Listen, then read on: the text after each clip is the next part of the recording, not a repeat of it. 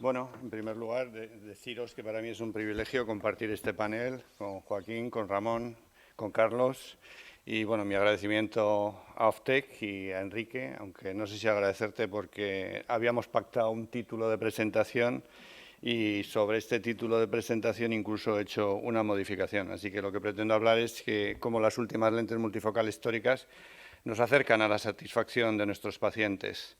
Está claro que cuando abordamos una cirugía refractiva, los objetivos, entre otros, sería mejorar la calidad de vida de nuestros pacientes, darles sensación de bienestar, proporcionarles buena calidad visual y muchos, pues como se ha mencionado anteriormente, lo que quieren es independencia de gafas, que es fundamentalmente el motivo por el que vienen a nuestras consultas.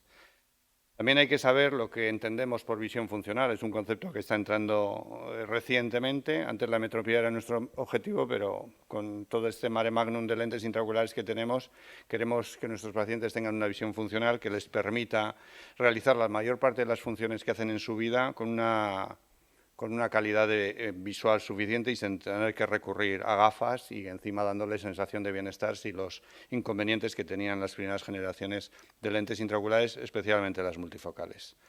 También hay que saber que cuando un paciente tiene una mala visión funcional, va a tener una discapacidad física, puede generar angustia psicosocial y esto lo relacionan con baja calidad de vida. Venían a quitarse unas gafas y el paciente que está frustrado porque no ha conseguido ese objetivo o por lo que le está pasando no cumple los criterios que esperaba, puede ser motivo de todo esto y yo soy consciente con cada paciente que opero que esto puede suceder.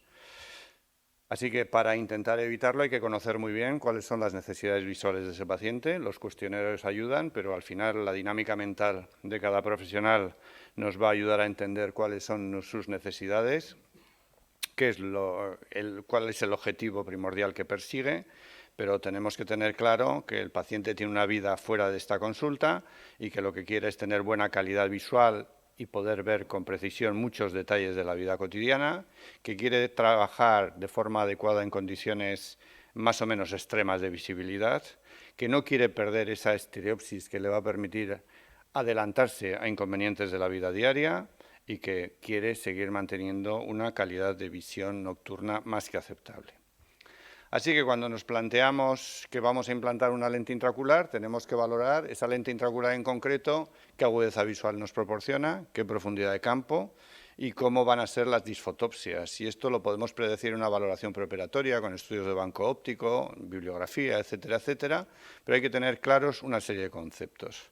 En relación con la capacidad de agudeza visual, lo que nos interesa es la capacidad de discriminación visual y eso se mide por la agudeza visual, que puede ser medida con una escala de estas características, pero igual el paciente no necesita solo eso, sino que también hay que saber qué tolerancia al desenfoque va a poder tolerar. Así que la pregunta clave es saber qué desenfoque inducido por lente intraocular estamos dispuestos, no nosotros, sino nuestros pacientes, a tolerar.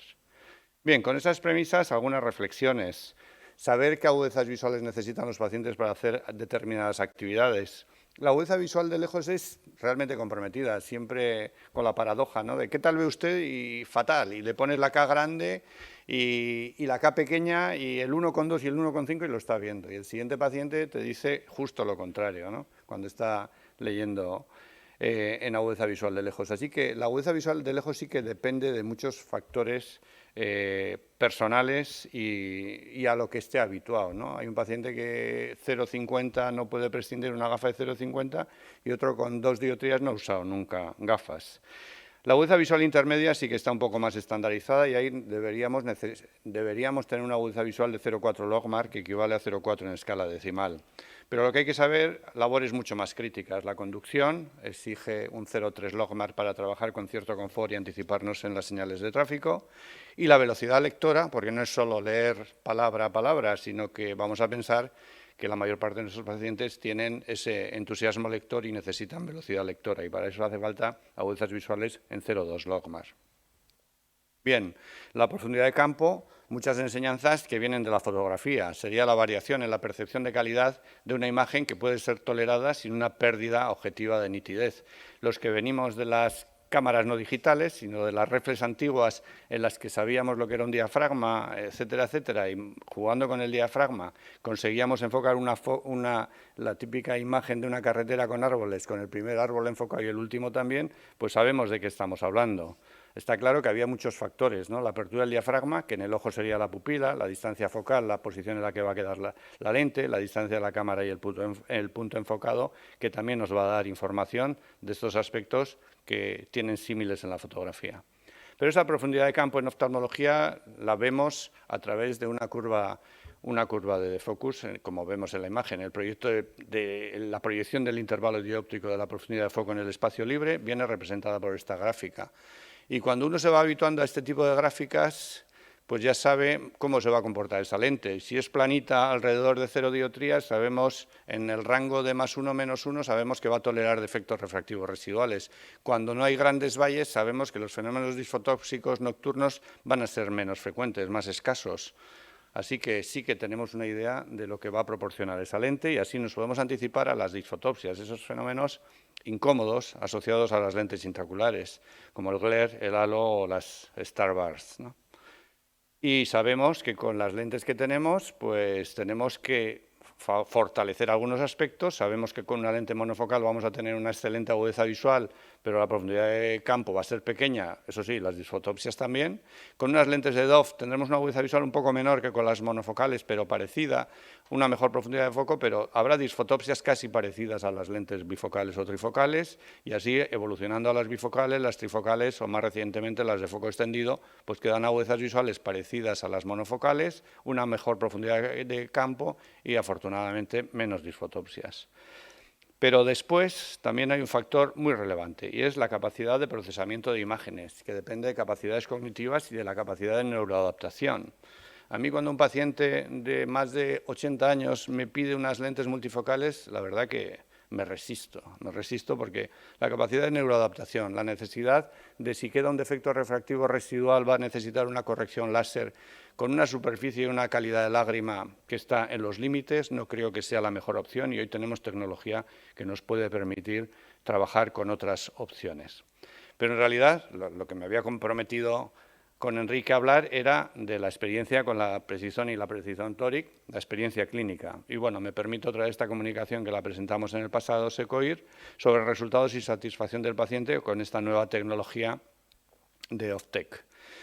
Bueno, si queréis entender muy bien cómo funciona el foco transicional continuo, os recomiendo este artículo de Ruiz Mesa, en el que os va a explicar las zonas refractivas de este tipo de lente. Esta distribución atípica no es un diseño, es una lente refractiva con estas zonas para cerca y lejos, y lo que hace peculiar a esta lente son estas zonas transicionales que vemos entre las distintas zonas, que permite el desenfoque refractivo constante de las imágenes entre dos imágenes que observamos con nitidez.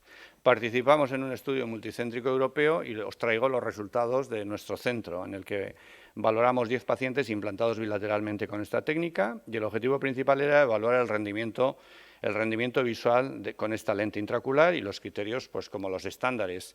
Los ensayos clínicos se desarrollan en estándares que son idóneos, alejados muchas veces de la realidad práctica de todos, ¿no? Son pacientes sanos, que no tienen otra patología asociada, astigmatismos menores de una dioptría, pero bueno, nos ayuda a entender el funcionamiento de la lente y muchas veces será la base pues, para permitir su introducción en clínica. Aquí lo que vemos es la implantación de esta lente, de estas características, en este caso pues después de un femtosegundo, la colocación es en el cartucho más o menos estándar y una vez pues implantado en el cartucho entra a través de una incisión sub 2,2 y su desplegamiento pues es un desplegamiento amable, no es un desplegamiento explosivo y permite pues implantar la lente en saco de forma adecuada si tenemos la suficiente delicadeza como para tener paciencia en esta fase de la cirugía. Siempre aspiramos viscoelástico detrás de la lente y aspiramos también delante y conseguimos pues, el resultado que deseábamos. Y estos son los resultados de esos pacientes. En agudezas visuales de lejos, como se ve en esta imagen, monoculares, pues veis que son buenas agudezas visuales. En intermedias también, 0,2. Recordar que en intermedias teníamos que tener agudeza visual de 0,4 para que fuera buena agudeza visual intermedia, y de cerca teníamos que tener 0,2 para velocidad lectora, pero yo creo que más importante vamos a hablar de las binoculares. La agudeza visual de lejos es el 100% de los pacientes sin corrección, era logmar menor de 0,2, así que todos tenían una buena capacidad para hacer actividades como la conducción. En la intermedia, que les permitiría manejar tablets o sistemas de visión intermedia, el 80% tenían una agudeza visual menor de 0,2. Os recuerdo que por debajo de 0,4 ya tenían esta habilidad, y de cerca, pues 0,2, es decir, en las medias, velocidad lectora, pues conseguían el 50% de los pacientes. Habría que analizar las necesidades visuales también de cada paciente, ¿no? La estabilidad del equivalente esférico es buena en el seguimiento de 6 meses que se hizo en estos pacientes, y me voy a centrar un poquito más en la curva de focus. En primer lugar, pues veis que aquí entre más 0,5 y menos 0,5, pero yo diría que entre más una dioptría y menos una dioptría, eso es bastante alta y que puede tener una buena tolerancia. Esto quiere decir que pocos pacientes van a necesitar un retoque si afinamos con el cálculo de la potencia de la lente intraocular. Esto es lo que decía en la visión de lejos. En visión intermedia, veis que la media es la línea blanca, 0,2, cuando la mayor parte están por encima de 0,2. Lo que pasa es que aquí hay una oveja negra que es la que nos distorsiona la media y nos la baja a 0,2, pero está claro que las agudezas visuales son mejores. Y aquí tenemos, pues más de la mitad están por encima de 0,3, y solo esta oveja negra también nos perjudica en los resultados en visión de cerca. Bien, en cuanto a la curva de sensibilidad al contraste, pues veis que son buenas, y respecto al cuestionario de calidad de visión, la presencia de fenómenos disfotópsicos y satisfacción del paciente nos demuestra los siguientes datos. Nunca, de forma ocasional, el 60% nunca referían fenómenos disfotópsicos nocturnos, Starburst nunca el 90%, glare nunca el 100% de los pacientes. Así que es un comportamiento que en relación con las disfotopsias nadie refiere que tenga halos ni a menudo ni de forma frecuente, así que es una lente que de noche proporciona buena calidad de visión. En relación con la posibilidad de practicar diferentes actividades de lejos, el 100% estaban satisfechos. En visión intermedia, el 80% estaban muy satisfechos y el 20% bastante, ninguno poco o nada. Y en visión de cerca, el 30% muy satisfechos, el 50% bastante y un 20% poco. Nadie que estuviera insatisfecho con la visión de cerca. Así que la calidad de visión esperada cumplía las expectativas de los pacientes en más del 70% de los casos, y el resultado en general, el 90%, lo valoraba como positivamente. Pero lo más importante, siempre cuando hablamos de visión funcional, es la necesidad de gafas de cerca que pueden tener estos pacientes. Y aquí, ¿con qué frecuencia usa gafas de cerca? Y veis que el 90% no las necesita, el 10% solo a menudo, que esto es comparable con la mejor de las ópticas difractivas que manejamos en el mercado. Como conclusión, esta lente proporciona una excelente visión sin corrección a distancia de lejos e intermedia y una visión a distancia cercana al funcional, una curva de desenfoque continua equilibrada y una curva de sensibilidad al contraste similar a otros diseños multifocales, una excelente tolerancia a los defectos refractivos residuales en el rango de más menos 0,75, el 90% de los pacientes no usan ningún tipo de gafas y la presencia de fenómenos disfotópsicos de verdad que fue irrelevante con un alto grado de satisfacción general. Y en esta evolución, pues como ya se mencionaba también anteriormente, pues sacan la plataforma Precision Toric, en la que vamos a ver una implantación, y es una lente que tiene un comportamiento similar a la Precision con la posibilidad de corregir el astigmatismo, y tal vez lo que pediría es que las marcas de posicionamiento de la lente fueran un poquito mayores, que no va a suceder porque ya está la lente, tiene esta marca ya está en fase clínica, y veis que pues la lente se coloca adecuadamente.